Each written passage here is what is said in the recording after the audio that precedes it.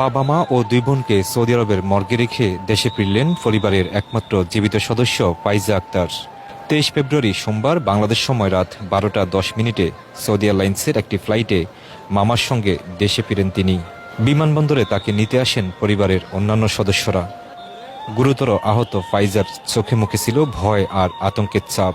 গত 16 ফেব্রুয়ারি ওমরা হজ শেষে সৌদি আরবের বাসায় ফেরার পথে লক্ষ্মীপুরের একই পরিবারের 4 জন সহ 5 জন নিহত হন। নিহতরা হলেন সৌদি প্রবাসী মিজানুর রহমান মিজান, তার স্ত্রী ফারজানা আক্তার সুমি, 13 বছর বয়সী স্কুল ছাত্রী মেহের আফরোজ এবং 1.5 বছরের শিশু সুবা আক্তার। দুর্ঘটনায় গাড়ি চালক জিলানি বাবুরও মারা যান। তাদের সবার বাড়ি লক্ষ্মীপুরের রামগঞ্জ উপজেলায়। নিহত মিজান ভাটারা ইউনিয়নের নলছড়া গ্রামের শহীদুল্লাহ ছেলে। মেহের আফরোজ স্থানীয় টিউরি উচ্চ বিদ্যালয়ের 6ষ্ঠ শ্রেণীর ছাত্রী ছিলেন।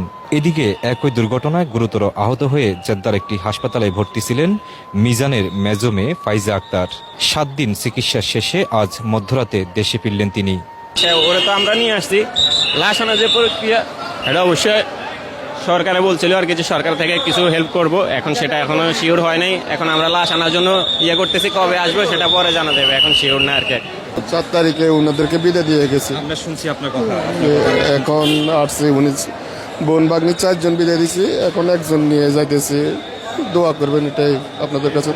তাদের মরদেহগুলো দেশে আনার প্রক্রিয়া কতটুকু এগুলো? না, ওগুলা চলতেছে, কাগজপত্র জমা দিছে, এখনো সঠিক কোনো কিছু হইতেছে না, দেখি কি করা যায়।